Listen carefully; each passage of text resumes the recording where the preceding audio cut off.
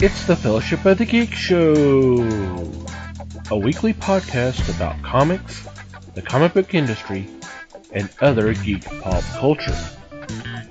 Music courtesy of Manny the Martyr. And now, on with the show!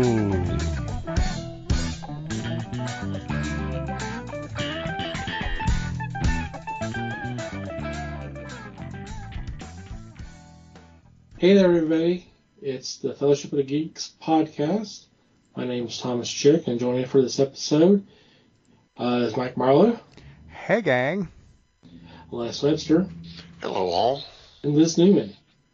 Hello, everybody. How are you guys doing? Doing it. Smooth I'm as just glad to silk. hear Dr. Nick here. Yeah. Yeah, okay. I hope everybody out there is doing okay. So what's been going on in your corner of the galaxy? I'm afraid to ask. Oh, man. I'm not going to say I don't have a lot, because every time I do, I find a lot. It's 2 hours later. Right.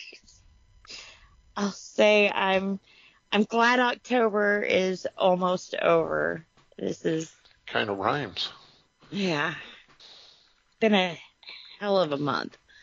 The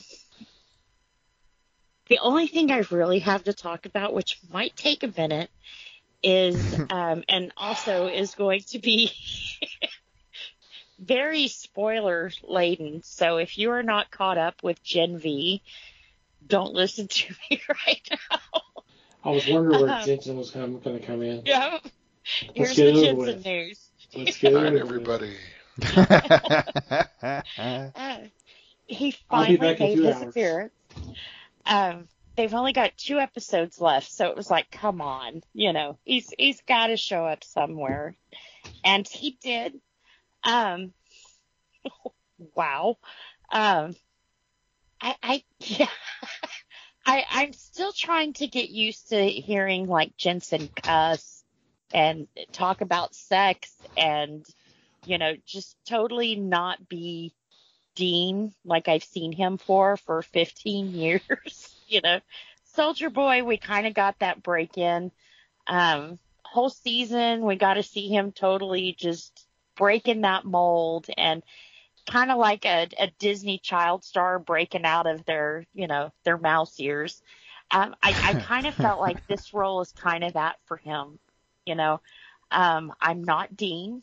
I'm not, I'm not who you guys think I am. And I don't know. Damn, he's done a really good job.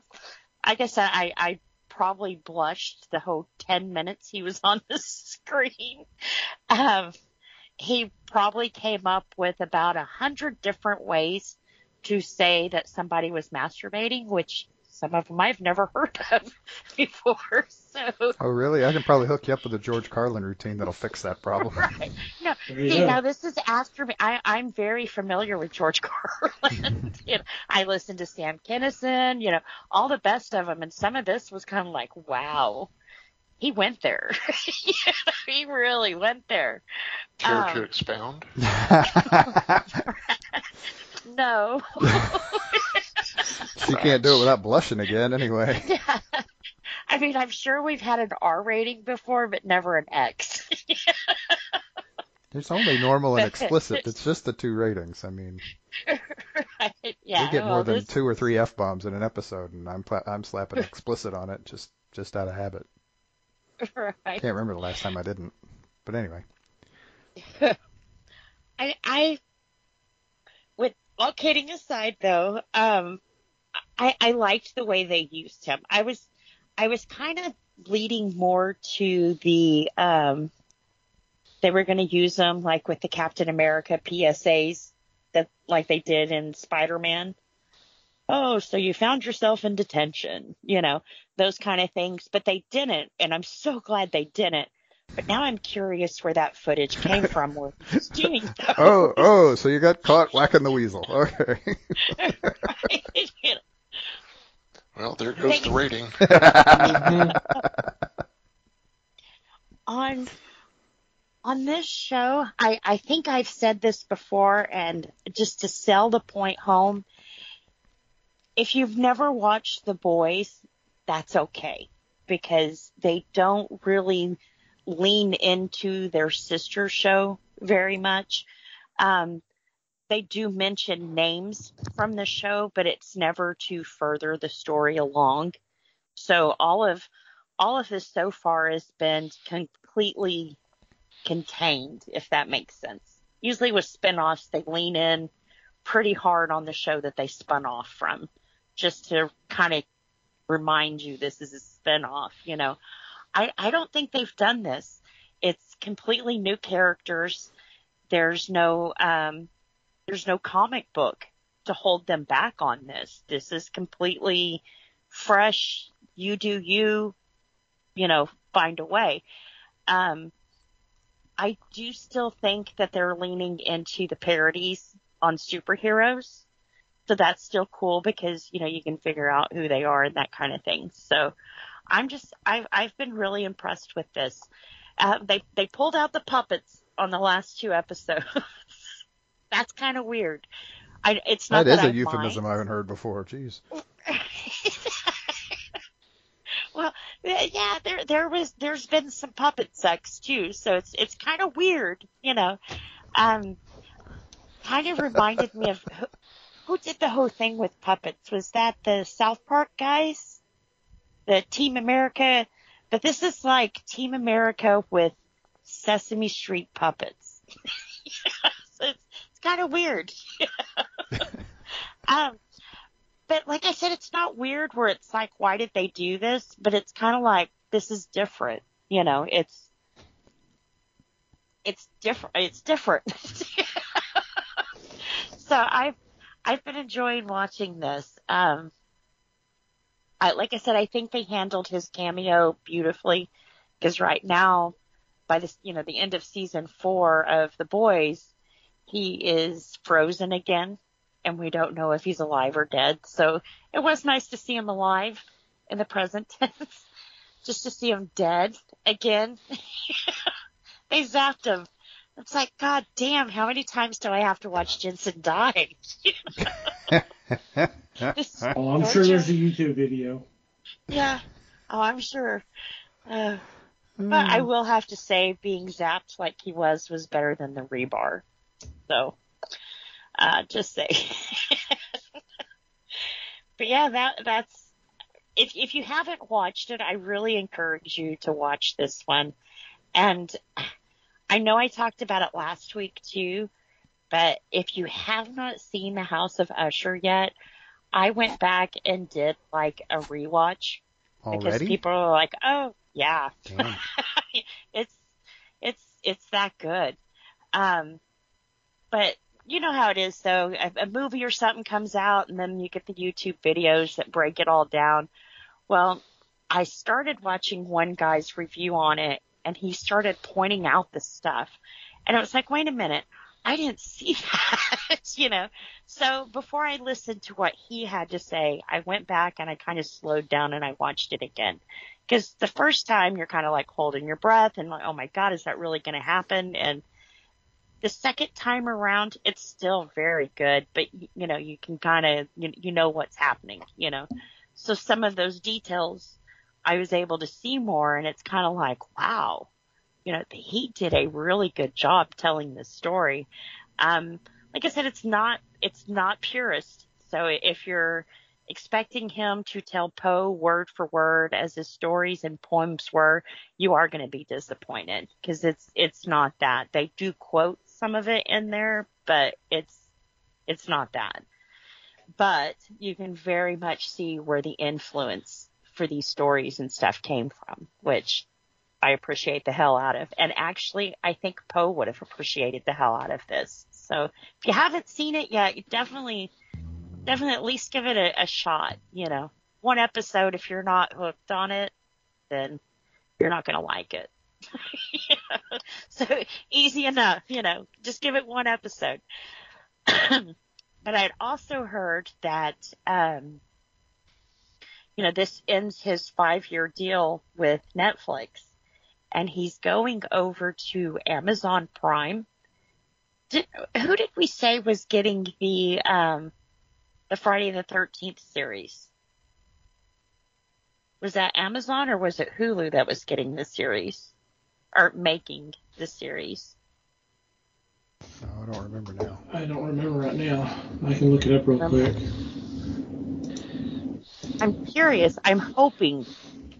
I've never thought I would say this, but I'm hoping it's Amazon. Because so far they haven't really said what they're going to use him for. And that would be perfect. That would absolutely be like, wow. Because he's shown with the 5-run deal that he had with Netflix, he's very respectful of the source material. He may not completely, like I said, word for word, but he's very well at adapting that work into his own. So I would be very pleased if he got a hold of the Friday the 13th. I think Peacock. He could. Peacock. What? A24 and Peacock is going to be handling it. Oh man. Well, there goes my dream. Never mind. Well, I mean that makes sense because I mean Peacock is Paramount and Paramount did a lot of the Friday the 13th. All the good stuff coming to Peacock though. Like wow, and they're absolutely shit at advertising and marketing this stuff. I had a friend tell me about a TV series set in the world of John Wick. And it's like, now, as a nerd, I should have known about that. I heard something. About it. It's supposed to be kind of like a precursor to the movies, I think. Yeah. And it kind of lets you know not anything to do with John Wick, but the world that he lives in. And it's like, wow, I would have so been, into that. And it's like, where's that playing? And they're like, oh, it's on Peacock. What? So I think they're doing a pretty good job of throwing their hat in the ring. They just need to get better at telling people about it. Yeah, definitely need to get better at telling people because I had no idea. There's some stuff that they're doing. I forget what they're calling it, where they release it in the theater and streaming at the same time. What is that, direct to stream, or not direct to stream, or I don't know. They've got some fancy bougie term for it. But even some of that, they don't advertise it very well. Five Nights at Freddy, that's the new one that's coming Thursday. So it'll be out by the time this drops. You think they've advertised that? The only person who has even made a peep about it is Jason Blum. So it's like, what the hell? These are, horror and Blum. I should have known about this, and it's coming out Thursday. So well, it's like, wow. You haven't been on the internet because I've seen a lot of ads on all the websites I go to for it. I guess I've known that. She skips the ads, man. Come on. I mean, I'm talking about was coming out, but I didn't know it was going to be on Peacock. That's the part they leave out. The shit out of that lately. But then again, like I said, I was watching Sunday Night Football last night too. So. Yeah. And I don't watch any of that. So. Well, there's your problem. You need to watch the sports ball more often. You would see these ads. Just for the commercials, huh? Just like the Super Bowl, Yeah, there's a little bit more out there than Netflix and Disney Plus is, Just saying. Just saying, Well, actually, I haven't even watched a lot of Disney Plus either. Crazy as it is, what I've watched the most of this week has been Halloween. AMC had a marathon on, and then I think it was FX did a Michael Myers versus everyone marathon, which was basically the same thing AMC did, just with a fancier title. But FX did play a lot of the ones that AMC doesn't. They always skip Season of the Witch. And even though it is the worst one ever freaking made, most of the time they skip Resurrection. It's bad. I mean, it's like horrible. I said, it's the worst one in the series, but I still like to watch it. You know, it's Guilty pleasure. Right. right. Yeah, Well, it's part of I- my completist brain. You know, this came out between this and this one. You know, so If they only but they let always skip right over it. Rosenthal do what he wanted to do, he was wanting to try to do something a little bit more like Rear Window, and kind of really focus on kind of the found footage and that type of stuff. So you basically would not see Michael except for on the monitors, which means you miss all the kills, which is what the studios don't want. They want the gore and all that we've already talked about that. Yeah. So that's why they vetoed him. I'm like, that would have been a better film. It would have been more would have been suspense. better. It would have. I would have agreed with that one, just because it would have been that. Because you had the viewers at home who were watching it too, so where they kind of would have been a little bit more in on it than, oh my God, he just killed her. That would have been cool. And then the ending, oh my God. It's like, Jesus, just shut the hell up and go home, dude. Instead it was, Michael Myers is tough guy and you don't fuck around with him and peace out. Peace out, really? You almost lost your fucking life and it's peace out. No, you're just lucky. Yeah, that's the rhymes of Kung Fu and Michael Myers. Meanwhile, the lead character is trapped by this little shelving unit that couldn't hold a 2-year-old down, but somehow she's pinned down and she can't get out. Okay, whatever. Yeah. And it was bad. And then that girl, oh, she's a good actor. I really believed that. It's like, God bless, really? Because I know she's an actress, and I didn't believe that at all. You can see why Katie Sackhoff does not mention this movie. Yeah, and I think this is like her first film. It's bad, but it's kind of like that little awkward cousin you have. You just don't cut him out. You still pat him on the head at family reunions. Oh, so you like Cousin Oliver? No. But, like I said, it is kind of neat the way that the FX handled it, because it was all in the year that they came out. So you kind of got to see the progression, the decline, then the progression again. So it's kind of neat watching it like that. And it kind of tells the time of the decade that it came out, This is what they thought we would like. But, yeah, like I said, if for some chance, FX is always real good about if they do it on the weekend, they do it during the week too. So the only thing I don't advise is falling asleep watching it. I woke up at 4 o'clock in the morning, girl screaming bloody murder. So it's like, oh dear God, jump scare from hell. Why is Michael in my bedroom? And you're not. That's the fun part. Right. Well, it even woke Phil up. That's how much it was. It's that one part in the movie that the whole movie's been quiet and they amp it up 20 times of what the other part, that was her scream. And I think it was Annie. Yeah, so if you haven't seen it, like I said, FX, they are playing all of them. Even 3. So, Wow. Yeah. Nothing wrong with 3. No, nothing wrong with 3 at all. And I have to say this, Annie, are you okay? Are you okay, Annie? Do you though? So I think 3's a good movie. It just didn't fit in with the Michael universe, which is crazy because it was the third one, and it should, but because that was the intent. But right, yeah.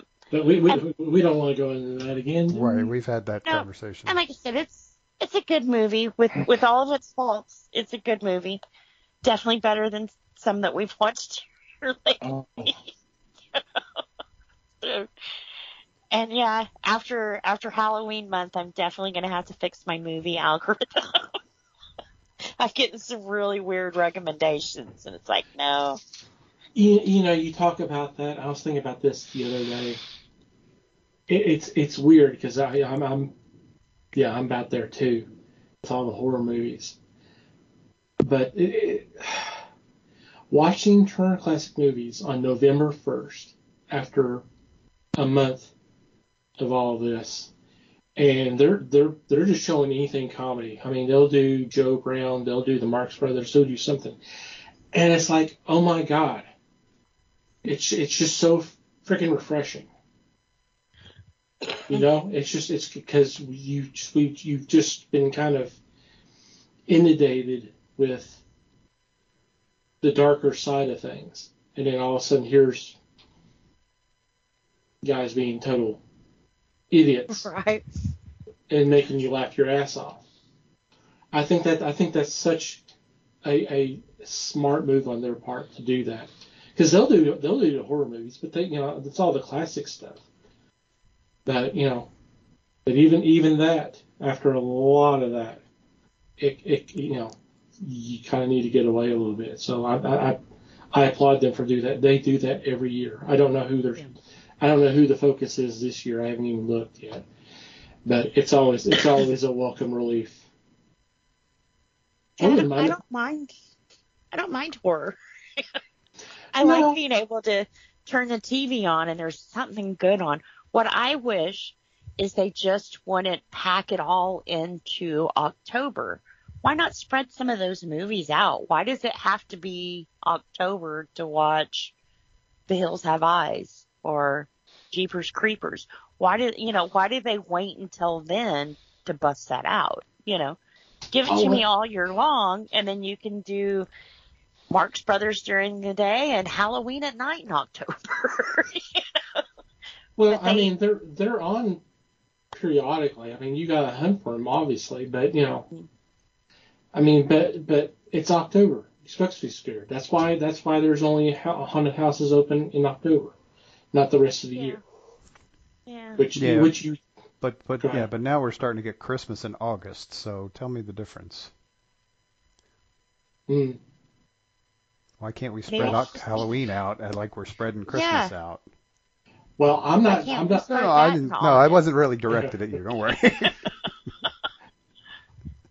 Really, it's really July because Lifetime and them, they start Christmas in July marathons. They do. It really starts back in July. They already have Christmas movies on, like Hallmark and stuff. Because at the beginning of October, I was watching something and it switched over to a Christmas movie. And that's what Phil had said. What the fuck? You're watching Christmas? And it's like, oh, yeah, but no. Not that she's willing to admit in public. But I'm not watching it. Pay no attention to the man behind the screen. Yeah, this is like killer cheerleader mom 5 seconds ago, Oh, that was a good one. Killer that was pretty interesting. Mom. I have no idea if that's a real thing. It was here in Texas too, wasn't it? Like small town around here. Mm-hmm. Yeah. That's how crazy we are about football. Yeah. You could have ended that sentence at crazy and been fine. Right. Mm-hmm. Well, especially the smaller the town, and I honestly think it's good that they get centered on something like that because, like where my farm is, if they didn't have football, they wouldn't have anything. And at least for a couple of months out of the year, they're paying attention to their children. Ouch. I'm sorry. You just have to know this town, It doesn't sound like I want to, really. No. No, I'm glad I live on the outskirts of it, But yeah. So, I mean, yeah, that was a crazy one. And then I told you guys about that movie Candy that Justin Timberlake and Jessica Biel did together. She had an affair and she wound up killing the guy's wife. And it had, oh God, what is John Ritter's son's name? Jason. Jason. Jason. Jason Ritter and his real life wife was also in this one. Well, I really liked it. I think Jessica Biel actually directed it and, pitched the story and everything. I was skimming through Hulu the other day and they have one, not even like a month after she put hers out, same story with, I think it's Elizabeth Olsen in it. It's like, damn. They jumped that like quick, But it's a real life story, so nobody has the rights to it, Not until somebody writes a book, right? I guess, yeah. But even at that, I don't know. I guess, would you have to get the family's permission? I mean, if it had been my wife, I would want to know somebody was making a movie about it.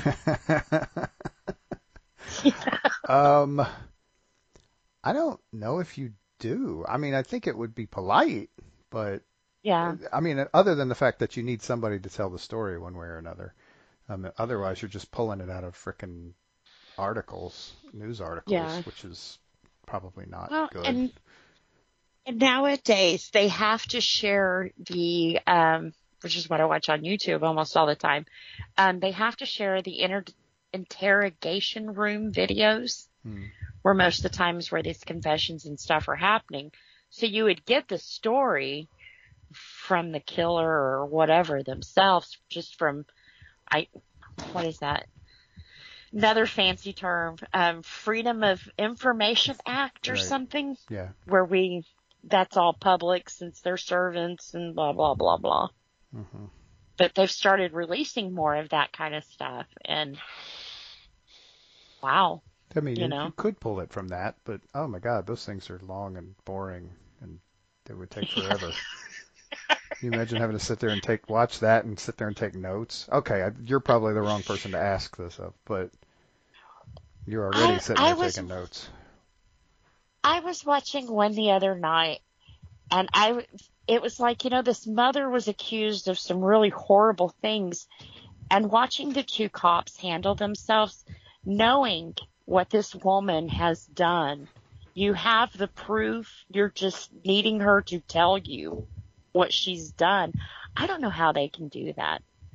To remain that calm, and some of them are laughing, some of them are, and as soon as they get the confession, they're like, you dirty bitch. How could you? So you can tell that it's definitely, they don't want to be laughing with a killer, but they do because it puts them at ease and, more likely to like you and talk to you kind of thing. And that's got to be hard. Mm-hmm. I couldn't do it, but I don't like people enough. Yeah. See, I don't know. I say I couldn't, but I've listened to some pretty messed up people with a smile on my face, just That's just self-preservation. How quick can I get the fuck out of here? Right. That's different. Yeah. And even to be around people I don't like, I can be pleasant and I can be charming, Don't ask me to do it for too long. That cough was well placed too. I'm just saying. Mask slip, But no, that's about it,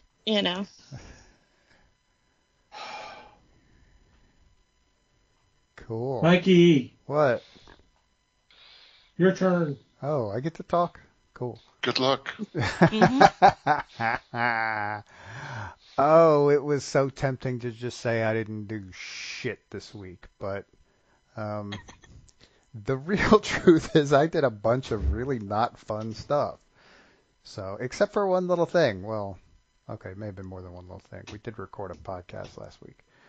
But we also did something a little extra. Man, we're doing a lot of extra stuff lately. Yeah. But this Because ought you're to so be, extra. I gotta be so extra. I don't know. That's okay. You have a year to recover. Yeah. You. You say that. But anyway, we did something a little bit fun last week. We did. We recorded a bit for another podcast for their Halloween episode.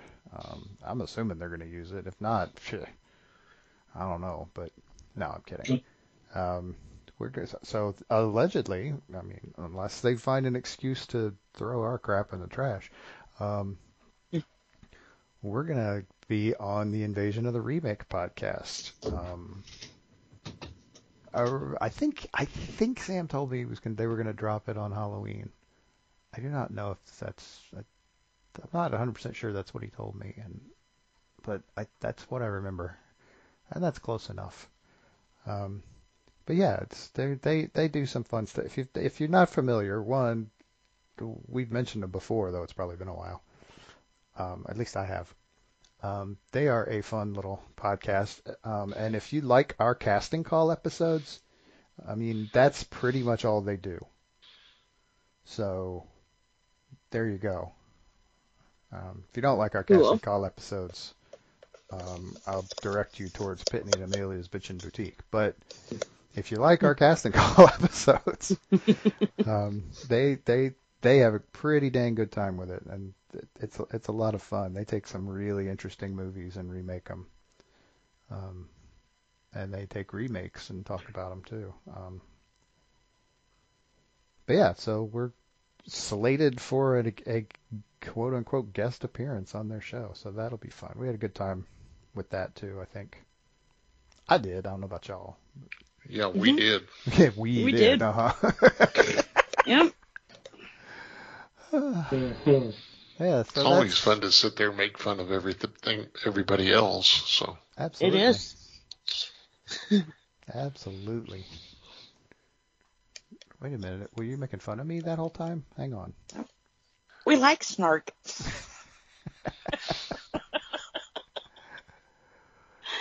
But yeah, so that'll be fun. Y'all should go check that out when it drops. It's like I said, this will come out before that, I believe. So check it out. Invasion of the Remake. Anywhere you catch podcasts normally. Yeah, this will come out on the 29th. Yep. So. My plan. Ooh. Alrighty, let's. Sounds like steam escaping. Or that snake in the Jungle Book. Mm-hmm.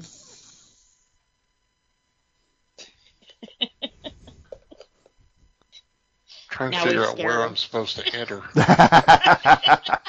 Just interrupt us. It's what everybody is. It's what we do to each other all the time. It's cool. I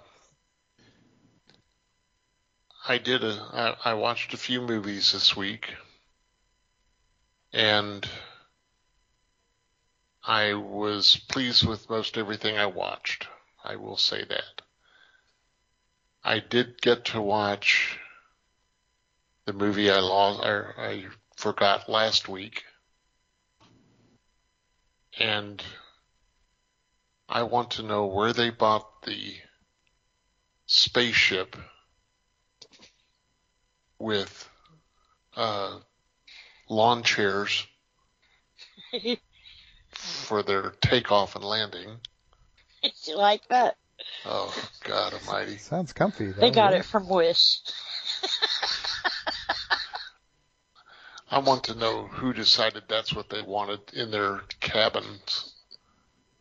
Right. Or the concrete walls on the outside that they were walking up right on. Yeah. Gina was watching it with me, and she said, they keep showing the rocket going up. I said, yeah. It was a hell of a time trying to tell her that when they took off, they were pointed up. Therefore, if you turn it, you're going to make the public go, what the hell happened? Because she thought it should go from side to side. Pointed down towards Earth. Well, Think about that. Why wasn't it pointed down towards Earth? Why were they going up? Because they really only shot that scene once, people. Mhm. They just showed Yeah. the clip over and over Over again. and over That's and why. over and over and over and over and over and over. It was a lot of times, but why shoot it again? Well, I agree with Gina. That's weird. of course They you could have at would. least Of flipped course the you film. would. They could have at least flipped the film around. Shot it once, reversed it. That would have been. There goes the budget. Right. I mean, geez. See her take off, and then land right back down. You have to actually pay an editor if you're going to do that. Come on now. Have one of them big fancy computers they had in that rocket.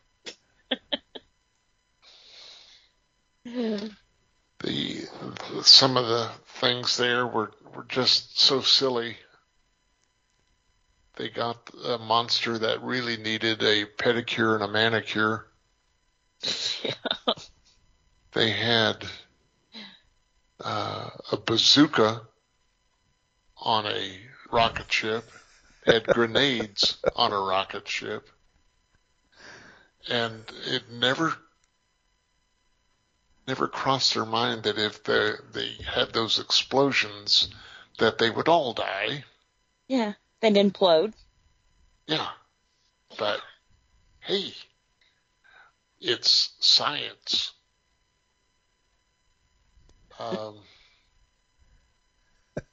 they didn't know back then. I'm just glad I watched the correct movie this week. But Clown one, right? Killer Clowns from Outer Space, yeah. Yeah. But that was about it for me.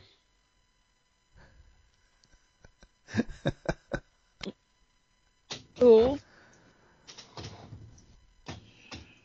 Well, for me, not much on my end, although I kind of blew up next year's schedule, and I'm reworking a lot of things, a lot of stuff I'm dropping off and doing other things. So it's been kind of interesting,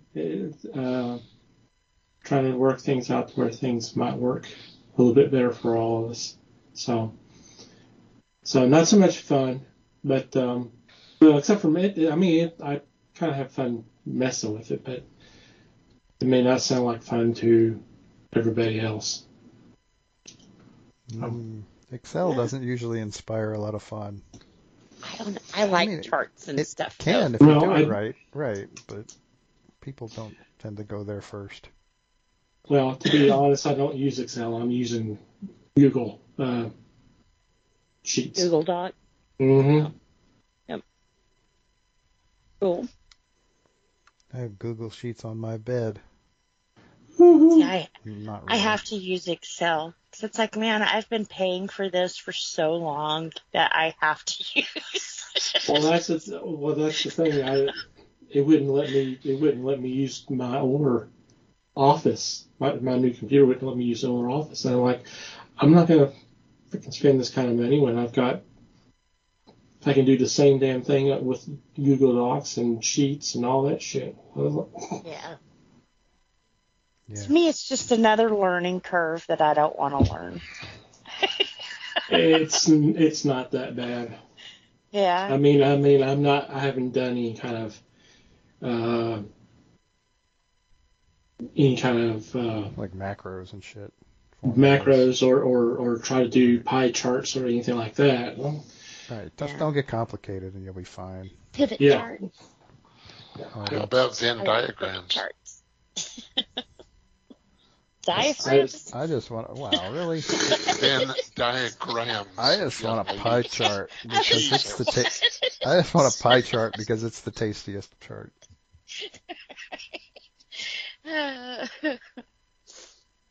You saw that one I posted on Discord a few weeks back, right? Probably.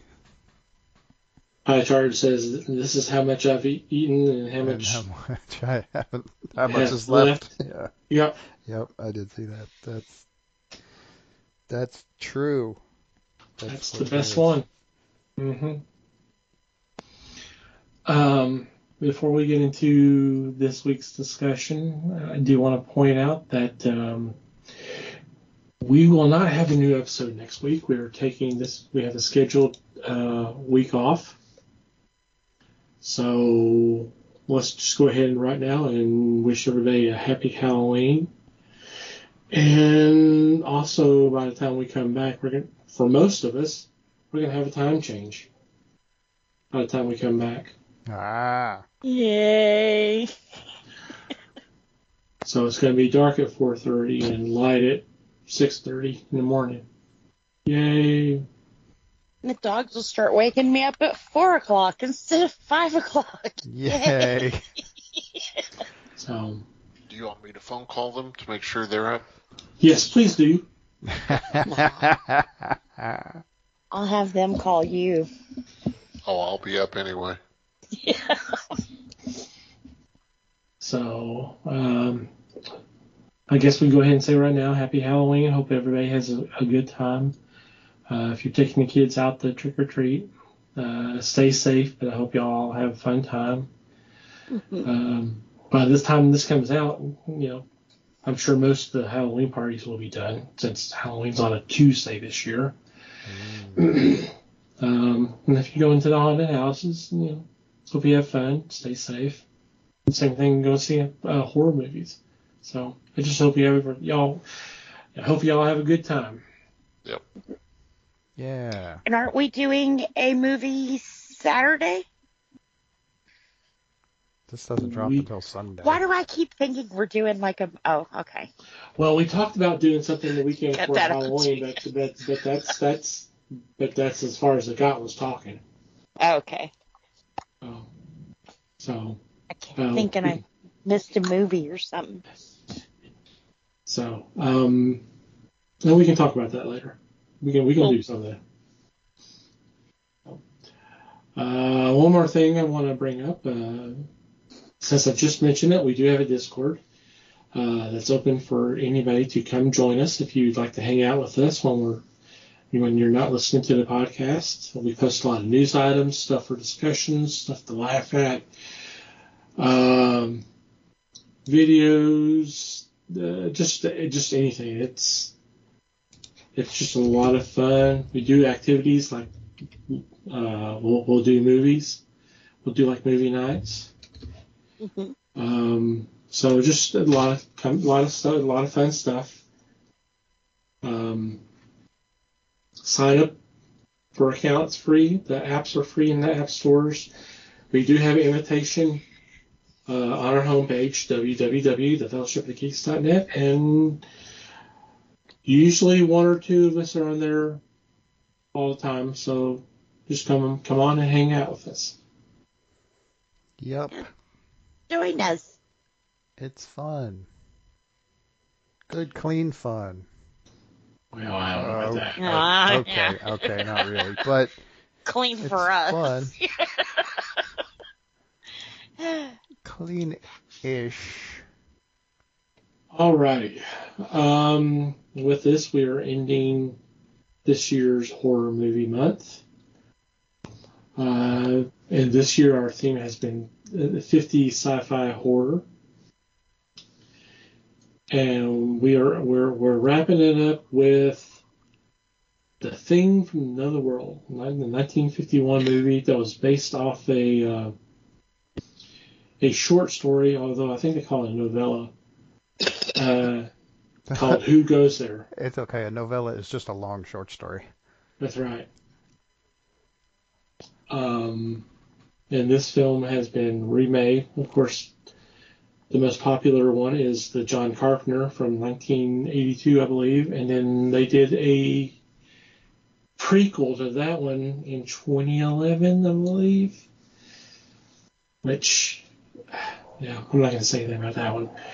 But let's go ahead and talk about the thing from another world, or not. Smoking. I didn't like this one. What? Wow. I didn't like this one. I found it kind of hard to follow. And then some things happened and you were kind of like, now don't you think you should have explained what the fuck, you know? I'm glad we didn't see any dead dogs. So I'll give it a star for that. I don't know. It was just kind of weird. They didn't really explain what the hell it was, and it was kind of weird. Fucking understand it. Right. Well, see, that was what I was about to say too. I thought it was weird that after they found a arm, he was like, "Oh, he's a super intelligent being with no feelings." Well, no shit, because you got his arm. How is he supposed to feel anything? Okay, that's a pretty good observation. I mean, the guy you're making fun of was nuts, but He was that very. was still pretty funny. They should have shot him. Just Ouch. for humanity. Wow. Ouch. When he told him you're confined to a room, they should have confined him to a room, and not a room where he could do experiments and get a hold of blood and alien babies. No, that wasn't contained. That was just stay away from us. You go over there. We're gonna do this over here. But yeah, I didn't like him. He was annoying. that was kind of the point. Okay. Right. Yeah. Right. Well, even before, read my notes to me. Like he was too good to recall what he thought. It's like, dude, you're in a cabin in the tundra or whatever the hell, freezing, up to your balls in snow. You apparently aren't the smartest dude in the world. Or they wouldn't have put you up there. So, yeah. He was obsessed of trying to answer questions that nobody really wanted answered. I mean, remember how they responded when he talked about them splitting the atom? They said, "Oh yeah, and the whole world rejoiced," or something along those lines. They loved us for that one, didn't they? Yeah.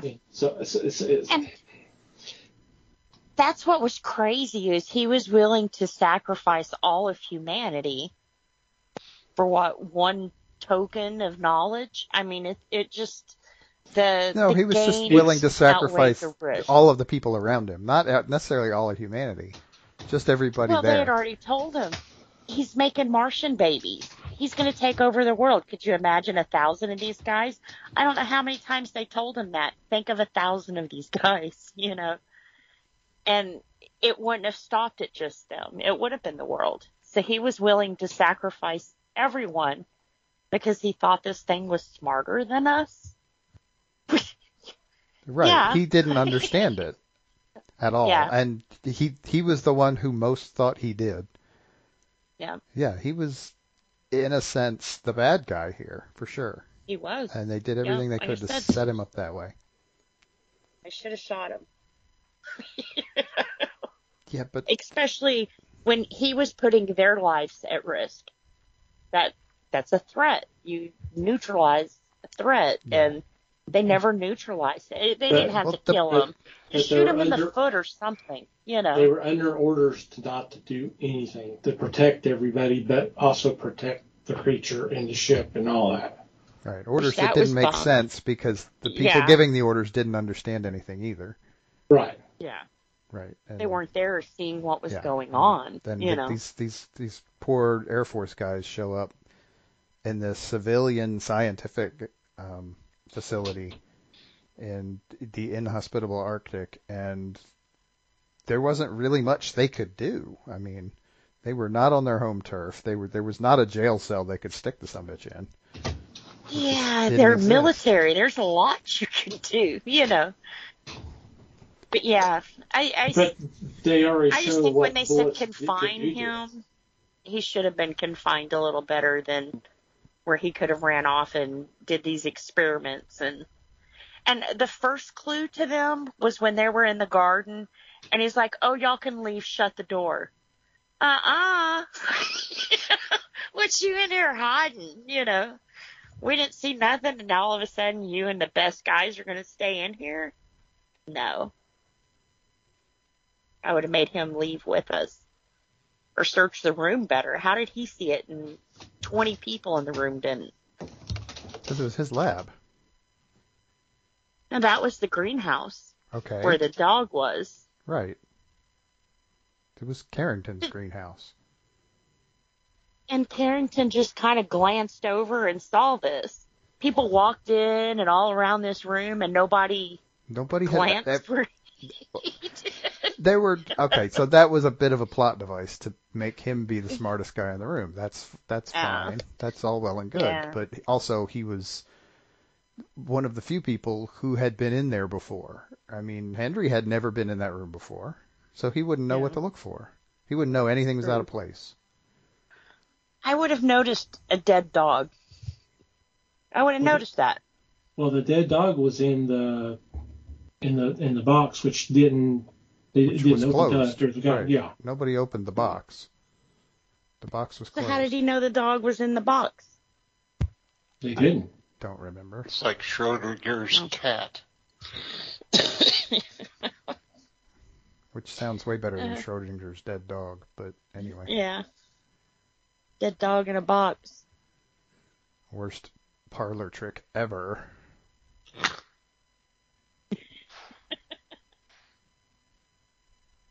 And the monster guy kind of reminded me of Boris Karloff, Frankenstein. Just the big forehead kind of thing going on. Mm-hmm. He reminded me of Marshall Dillon. Kinda. I don't know why, but he did. Yeah. Was it? Yes. Yeah, it was James Arness. It was James Okay. Arness. I pulled up. Hence the joke. Yeah, I like this one. Honestly, this is probably my favorite of the movies that Really? that we've covered. Oh yeah. Yeah. I mean, I'm not going to argue too much with you about the science because the science. This is yet another case where they glossed over a lot of the science. Well, I mean, the science will screw you on all the films. If you want to, Sure. I mean, if you want to bash on all of them, I mean, that's the problem. Yeah, Yeah. I mean, that's the deal is that they're making assumptions based on things that they either don't understand or they know aren't true, because they're trying to make a fun story out of it. Mm-hmm. I thought the way the relationships worked in this movie was really good. The relationships were great. I mean, the banter was just nonstop, Yes, which was I a lot of definitely- fun. the humor was great. We even had a yet another reasonable facsimile of a good female character. I mean, she's stuck in a crap job, but she holds her own Mm-hmm. every chance she gets. I mean, she didn't take any shit off of Henry, which was a lot of No. fun. Well, and when they were That- fighting, she was there every step of the way too. She didn't go hide anywhere, or, you Yep. know. I mean, she was on fire for Christ's sake, or holding the Yeah. mattress that was on fire. So Yeah. she was in it for sure. It was. The whole Nikki Henry chemistry was very Howard Hawks. You see that a lot of his films. Yep. Very much so. Yep. Yeah, and that's And, one of the things I love about this film and is that. I thought they did a really nice job with the dialogue there too. Yes. And Hmm. and the two Hendry's two sidekicks, the dialogue between those guys was just.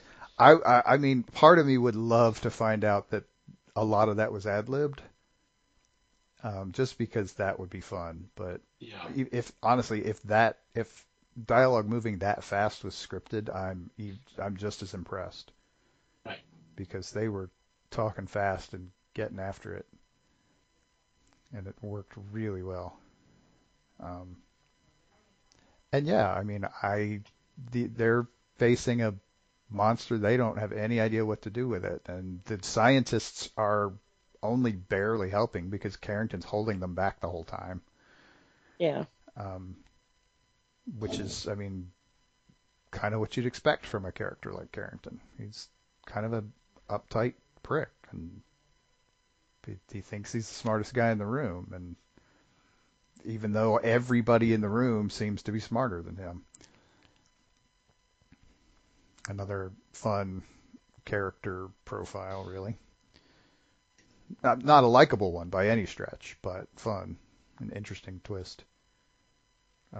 Or if nothing else, an early example of it in sci-fi. Yeah, I think there's a lot to like in this movie.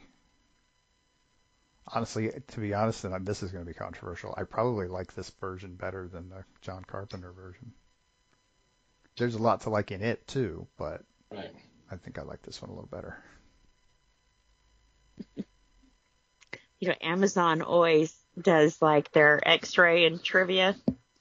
And on one of these, it says crazy coincidence when Margaret Sheridan and Kenneth Tobey, or is that his name? Kenneth Tobey? Yeah. Yeah. Are talking about their date in Anchorage. She mentions him talking about a night in San Francisco and being all over her like an octopus.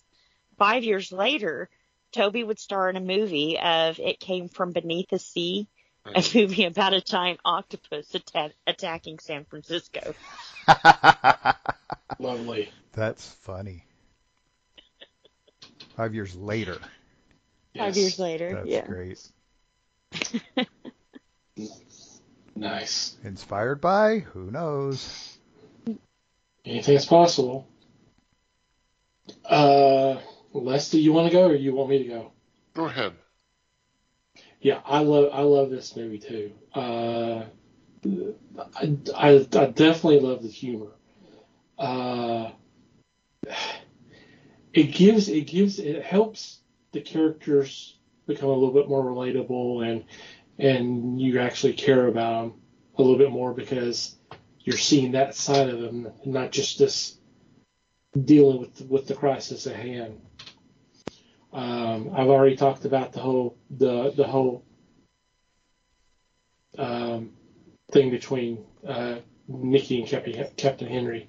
That was great. I said that's pure Hawks, Howard Hawks. Right, and that's honestly one of the reasons that there were a lot of accusations about who actually directed this movie. Right. Oh yeah, yeah. Because I mean, watch this film and then watch Rio Bravo, the Western with John Wayne and Dean Martin and Ricky Nelson and I'm blanking. Angie Dickinson. The barbs between Angie Dickinson and John Wayne. It's the same thing. It's the same. I mean, not literally the same dialogue, but it's that same. That would be funny. It would be very funny, but it's kind of the same attitude and Right. all that. There's a common style there. There's a very common style, and for years I've always thought that Leah Brackett had a hand in this because I don't think she was involved with this film, but she was with Rio Bravo. But this also, the banter, this back and forth and all that, reminds me a hell of a lot of Empire Strikes Back with Solo and Leia. It's the same damn thing. And she wrote the original script for Empire, which a lot of it got cast off, but if she wrote any of that, I would not be surprised, because it's the same thing.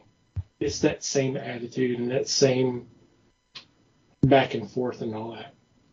Mm-hmm. Interesting. We got to mention the opening with the title being burned into the screen and all that. That was cool.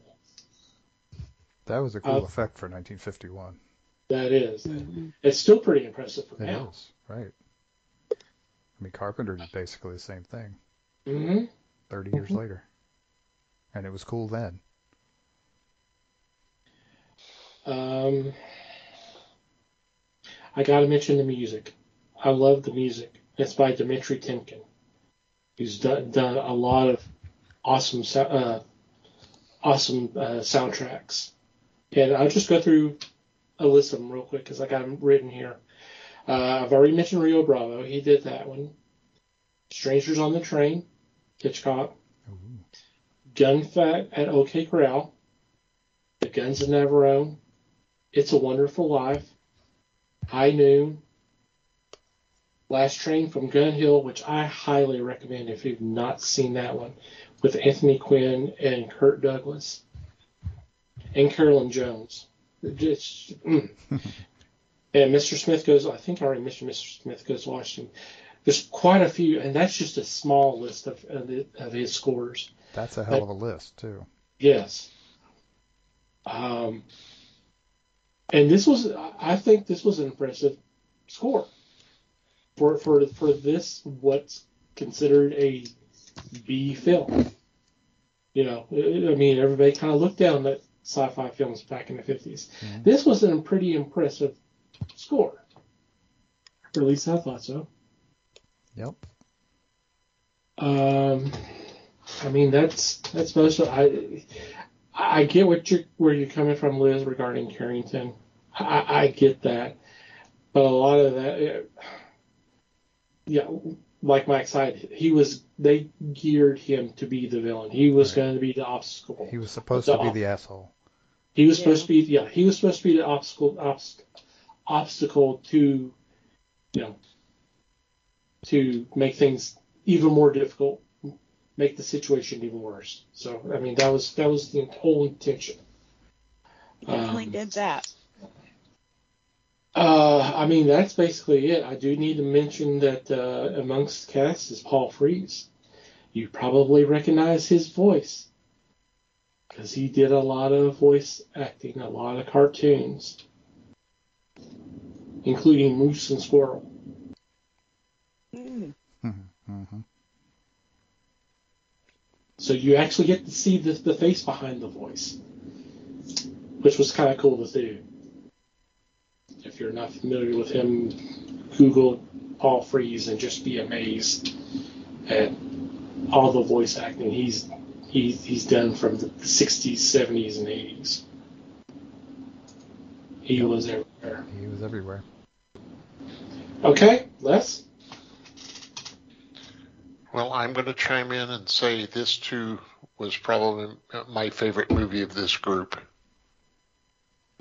The movies we watched, to me, there was not much goofiness in this one. Mm-mm. Nothing you could really tear down. The story varied from the novella because at that time there weren't the possibilities that Carpenter and others have had before this. There was nothing there. The special effects they did use, to me, were solid. They were practical. Did not have anything that wasn't warranted. If they said that, if they said there was a monster around, they made it look like there was a monster there. to me, it was very believable. The female leads in this one, the female lead I thought was pretty solid because, as was said, she didn't take stuff from anybody. She was going to be a part of this team. She was not going to mule and cry. She was going to help destroy whatever it was. And that kind of paved the way for characters like Ripley. Mm-hmm. And I thought that was very doable in this instance. Well, and am I remembering correctly, or did she get top billing for this? Kenneth Tobey got top billing. Oh, did he? Okay. She was up there. Because he was known. He was their bankable actor. Their leading guy, yeah.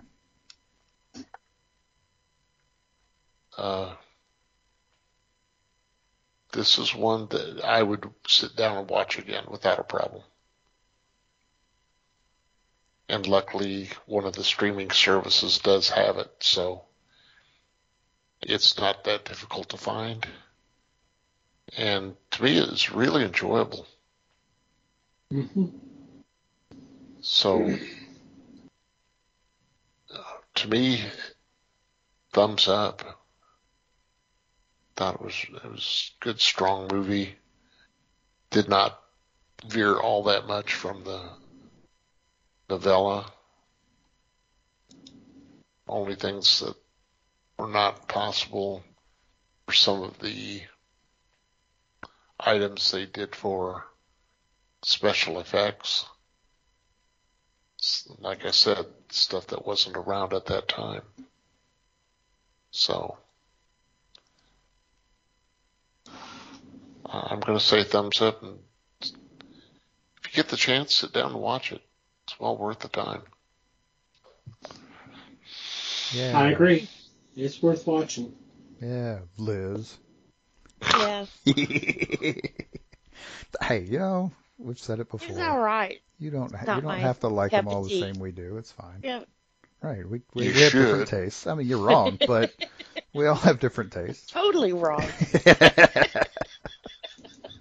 I see the error of my ways. No, whatever. Don't do As well, that. you should, young lady.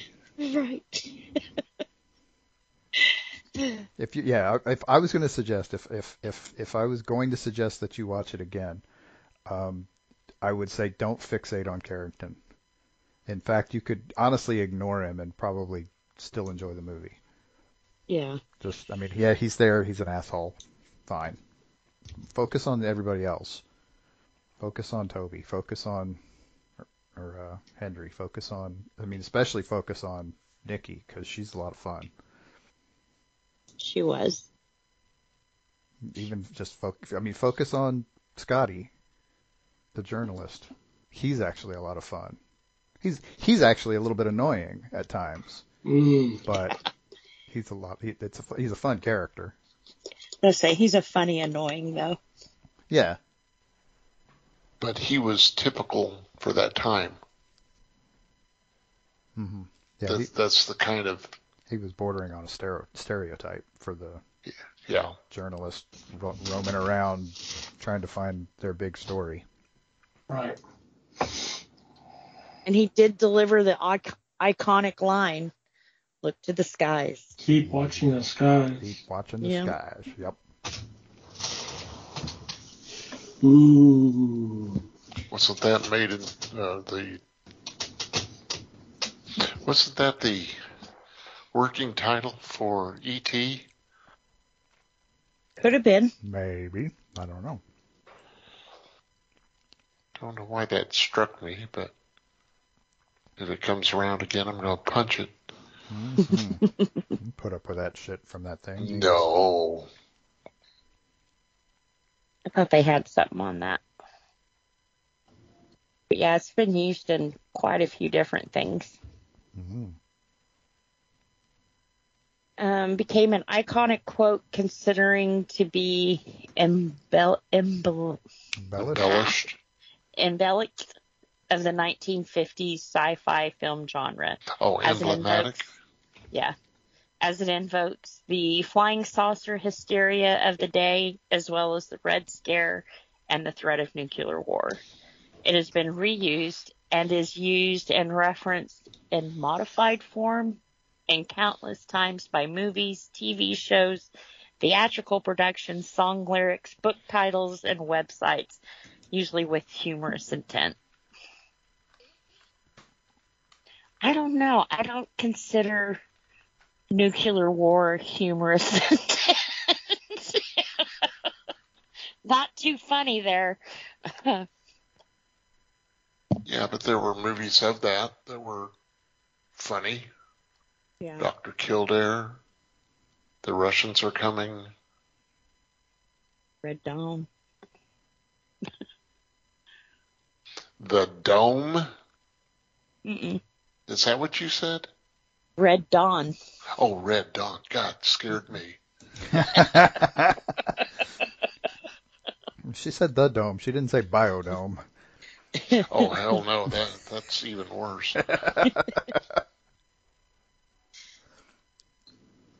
Not a Pauly Shore fan, huh? Oh. Not by a long shot. Yeah. Exactly how we got to Pauly Shore from this, I am not sure, but it's okay. We do crazy shit like that all the time. Biodome. Right. Biodome, yep.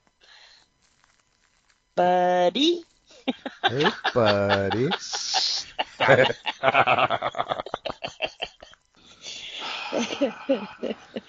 Oh, making Les squirm is half the fun. Do I amuse you? Immensely. Do I look like a clown to you? No, but if we put enough makeup on you, you will. Right. You too could be Killer Clown from Outer Space.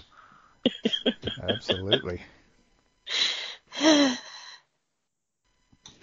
And on that note, we are going to take a quick break and be back with Geek News for you.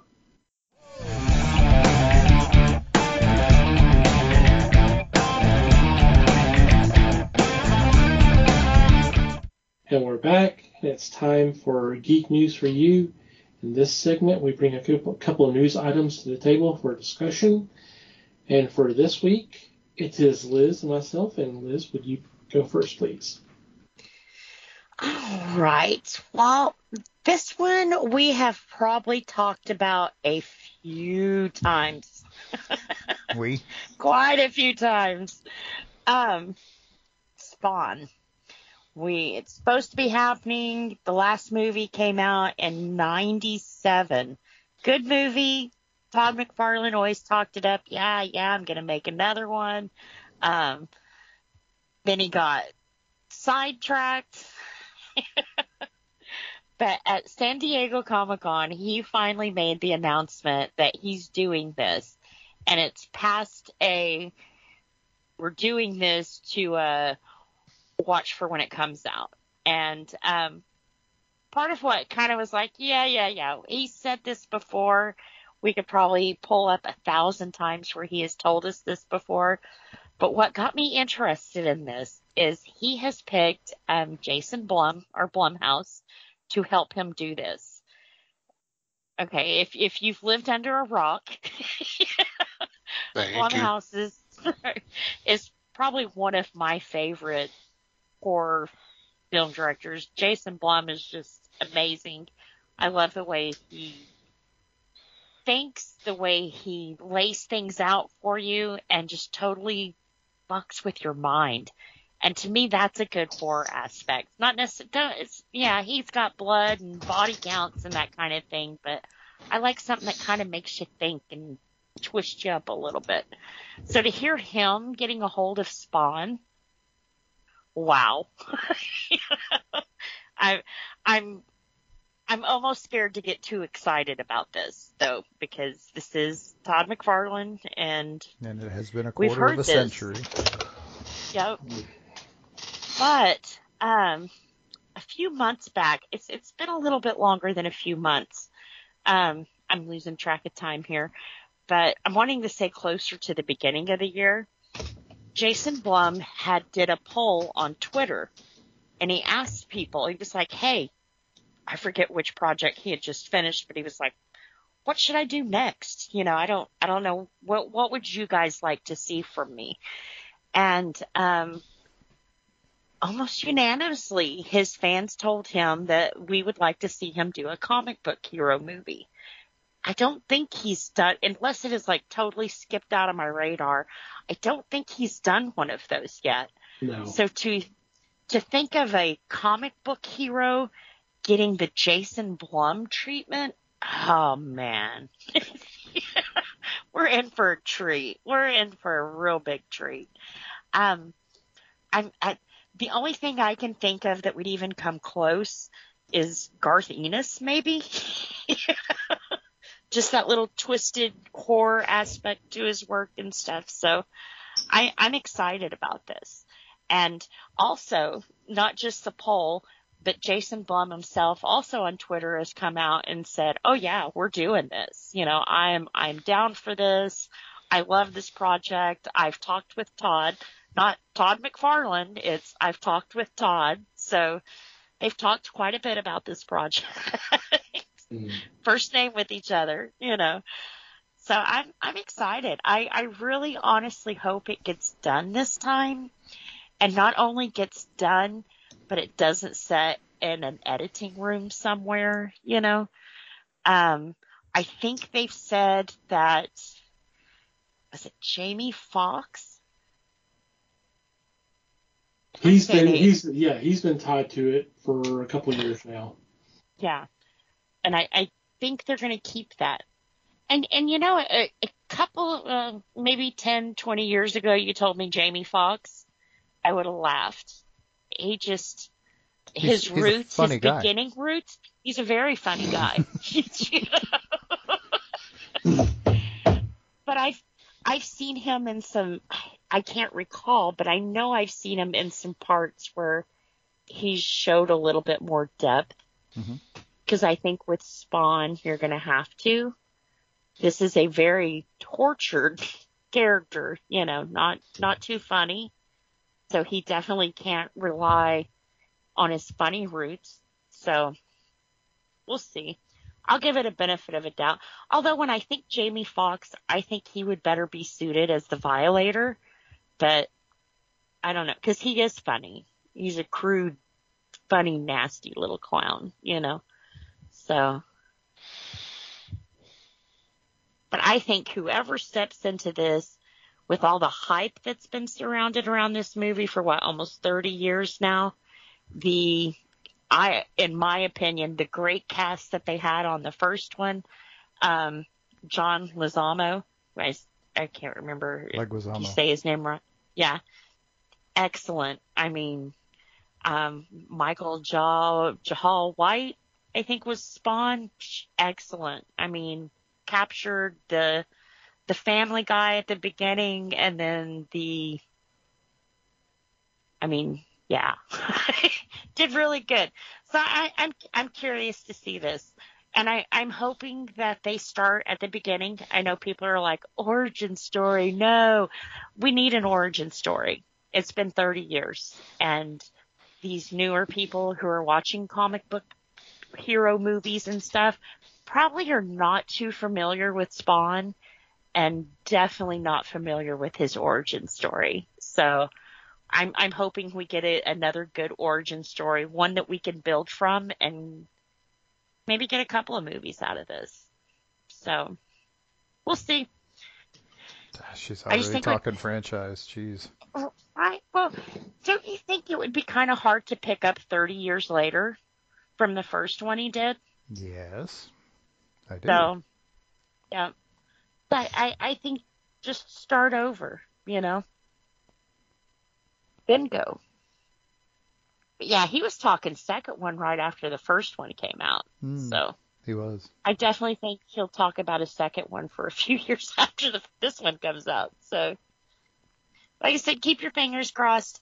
With Jason Blum signing up on the project, it's a little bit closer to being definite. So I'm excited. I hope it works.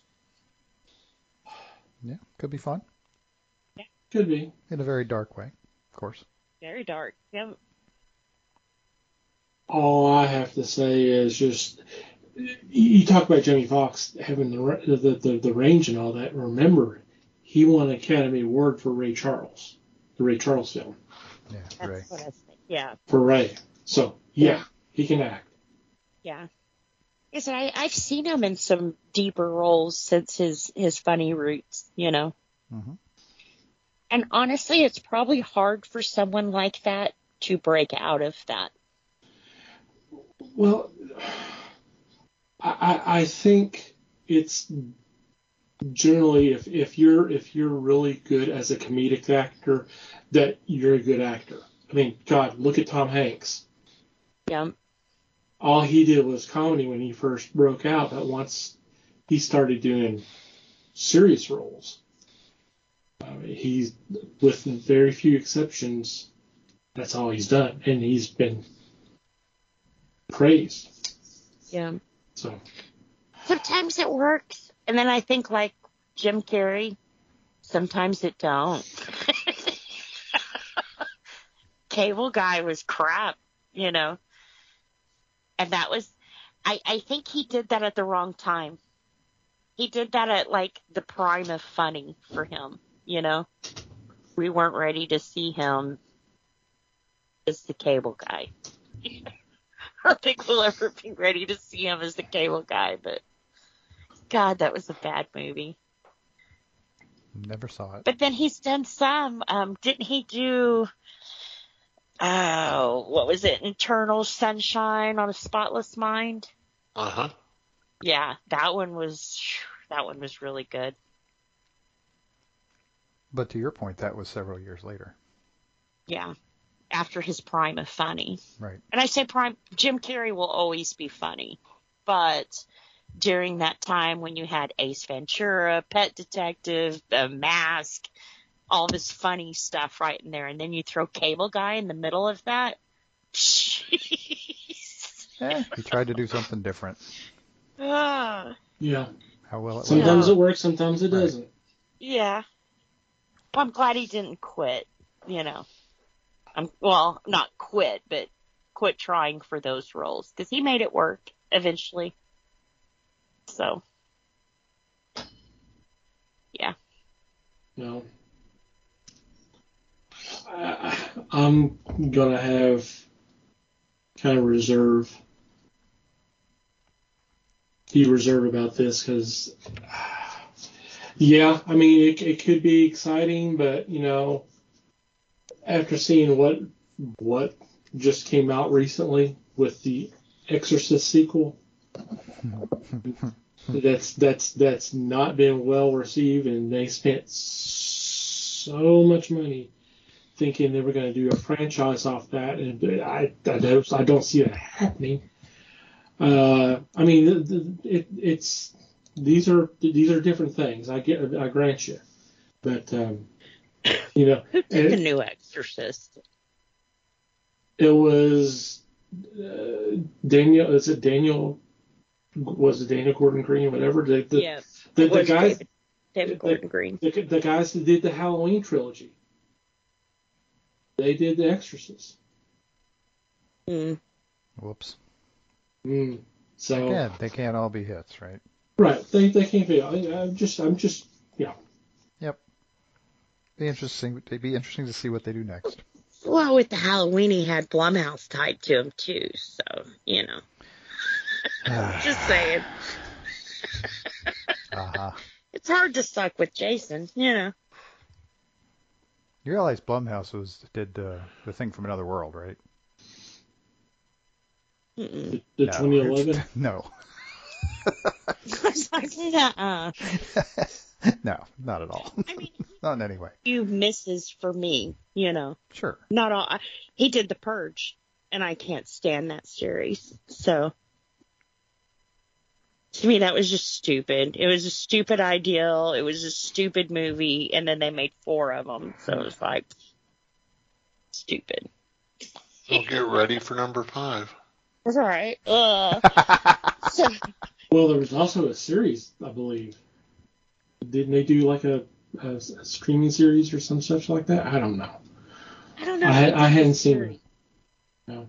And I don't know if he did all of the purges. I know he was the one responsible for the first one, to introduce the Abomination to it. No, the Abomination is a different series. Yeah. Getting our franchise mixed up there, Mikey. Mm-hmm. Yeah. All right. On a lighter note, every once in a while there's a crazy story, one that you go, what the actual fuck? And it usually involves one of 2 states. Our beloved state, Texas, or Florida. This one involves Florida. On October 2nd, a math teacher at the Academy for Innovative Education, which is it is a charter school for kindergarten to 12 in Miami Springs. The teacher started showing a movie that the entire class chose they wanted to see. They stopped watching the film 20 or 30 minutes in, but at that point, most of the class had been screaming for them to stop. And now counselors are involved, upset teachers are involved, and all of this. Now, the movie is not rated. But anyone want to take a guess what the movie is that they watched? That had kids screaming? Well, no, it had parents screaming. Oh, okay. Kids were asking for the movie to be stopped. And apparently it kept on going for a bit. Is this the Pooh, Blood and Honey thing? Winnie the Pooh, Blood and Honey. No. No way. They said, well, it's Winnie the Pooh, it's not rated, so it should be okay. Was she smoking crack in there too? She didn't watch it. Somebody failed to read the room, or in this case, the reviews of that movie. Read the title. Hell, fuck the room. Read the title. Blood and Honey. I mean, jeez. So, yep. Wow. I feel completely abandoned by the school. Michelle Diaz, a parent of whose twins were in the 4th grade class. 4th grade. Yes, this is 4th grade. 4th grade. So that's 9 years old. Jesus, man. According to Diaz, the film played for, quote, 20 to 30 minutes before the teacher shut it off. Wow. Let's see, I'm going to have to watch that to see. No, you really don't. It's on Peacock. Miss Vera Hirsch, the head of the school, sent the following statement to CBS News. Quote, the Academy for Innovative Education has become aware that a segment of a horror movie was shown to 4th graders Monday, October 2nd, 2023, that was not suitable for the age group. Oh, no shit. Our administration promptly addressed this issue directly with the teacher and has taken appropriate action to ensure the safety and well-being of students. We are actively monitoring the students, and our mental health counselor and principal have already met with those students who've expressed concerns. Concerns? Okay. It's an interesting choice of words. Yeah. So, Yeah, it's the choice of words of a spokesperson writing this after the fact. Yeah, exactly. The CYA. Mm-hmm. Florida. Oh, wow. Mm-hmm. Can't make this shit Yeah, up. I've got it muted. That's whacked. They like walk in the first 10 minutes of the movie, they walk into like a horror shack with blood and stuff everywhere. I mean, I agree with y'all. I mean, with the title alone should have been at least something to where Yeah, the teacher goes, I may need to look into this a little bit more. it scored 3% on Rotten Tomatoes. That should tell you there's something wrong and that it's not a kids movie, you know? Oh, wow. That's crazy. I don't know. That's impressive.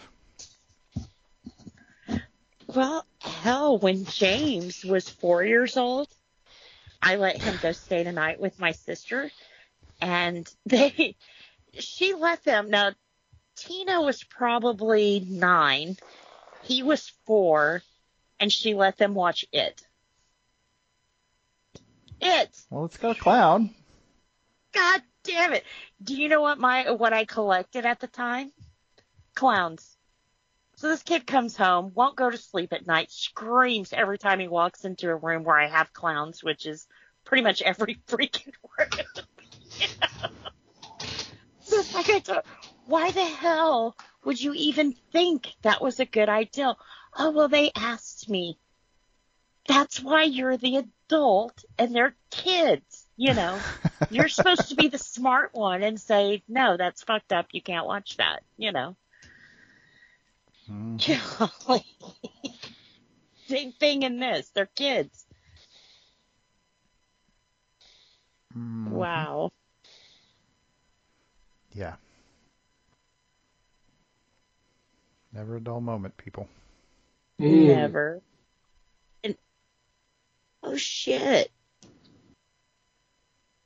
He like takes one girl's head off with a chain. Mm-hmm. Yeah, 10 minutes in. I watched Dr. Wolfula's review, and it was pretty pathetic. Wow. Yeah, she deserves to lose her job and banned from. Well, according to the report, the teacher is a male, but yeah, he should not be teaching because obviously he has some issues with judgment and all that. So. Well, you know, he had to look this movie up to get it. You'd think, wouldn't you? Yeah. Look it up and then here's the movie and then play. It says plainly horror. Mm-hmm. People see what they want to see. People DVMA, so it is. It is rated. That might be Peacock rating it, honestly. Well, that's the only where it's streaming. It's streaming only on Peacock. Okay. That doesn't mean he got it legally. Oh, well, that's true. Jesus Christ. Lapse in judgment twice. Maybe. I mean, I'm not saying I know, but yeah, potentially. I mean, there's a big lapse in judgment. And to me, that should be like, I know I may be like over exaggerating or anything, but that should be illegal. Do you know how much trauma they created in these kids' minds that didn't need to be there? Like I said, I just watched this girl get her head taken off with a chain. You're traumatized. Now, I might finish watching this movie, but you might. I definitely wouldn't think it would be safe to show it to a 9-year-old. So if he just would have taken 5 minutes to research what the hell he was watching, you know. I mean, democracy. Let them choose, yes, but Jesus. You should have given them safe choices to choose from. Wasn't there just a new Disney movie that came out? Show them that, you know? Well, the thing is it said that the class voted on it. Now, yeah, he could have overridden and said, no, we can't watch that. But, Yeah. I mean, See, that's what I'm saying. It's good to let kid make choices. It is. They're going to be doing it their whole entire life, but give them safe choices Right. You have to make guide their their choices. choices from. Yeah. You have to guide So their you're choices. still giving them a voice within these 4 choices, you know. And you can still make it think like it's their ideal, you know. Especially a freaking 9-year-old, but. And I'm wondering how many little shits knew what they were getting their teacher to play. Right. Who was the Hannibal Lecter in this crowd Yeah. of 9-year-olds? Who was like, everyone vote for this. Uh-huh. That's sad. Which though. one of you little psychopaths put that one in the hat?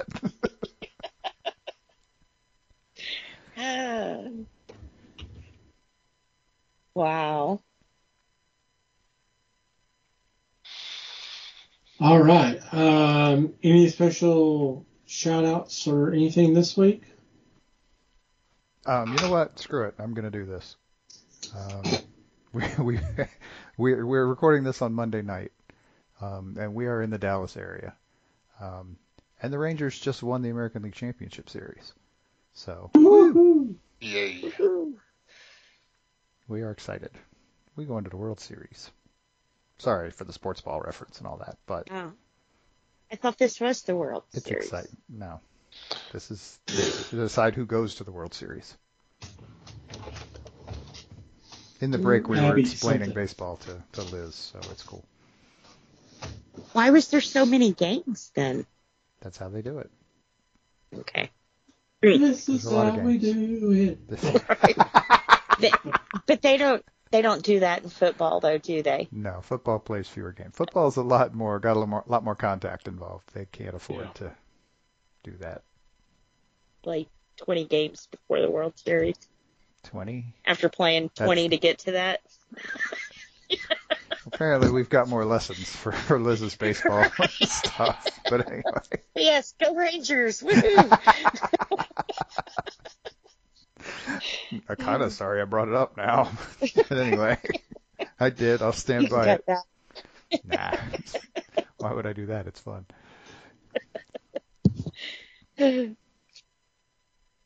Cool. Also, happy Halloween. Yeah.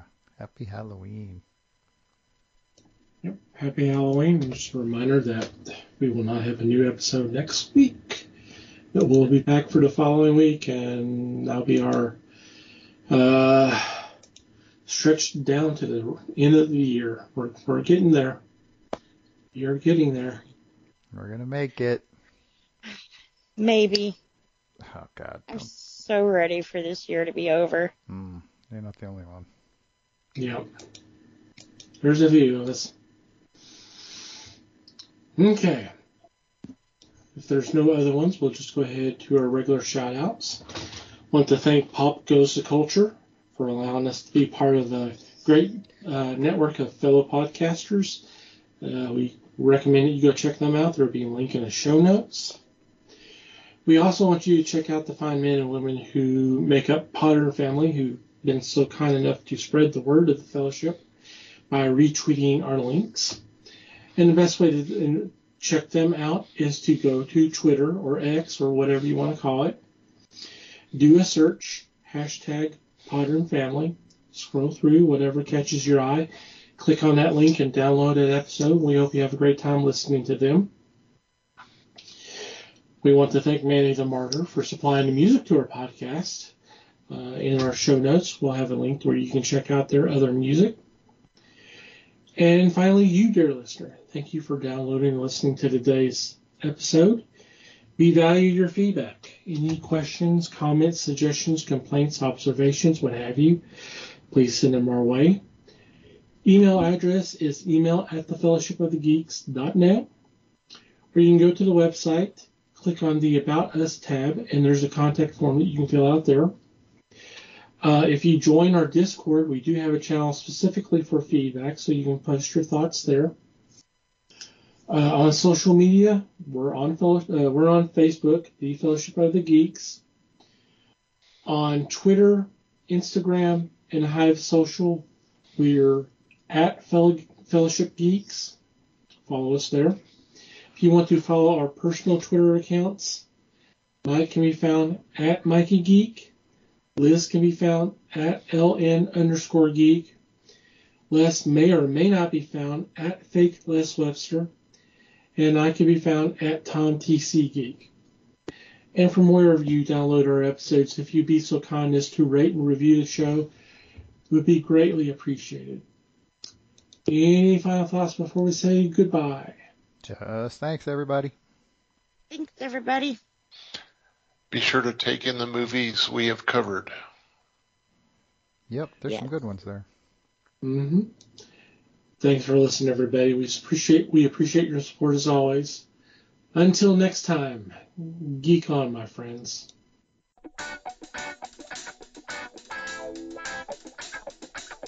We thank you for listening to the show.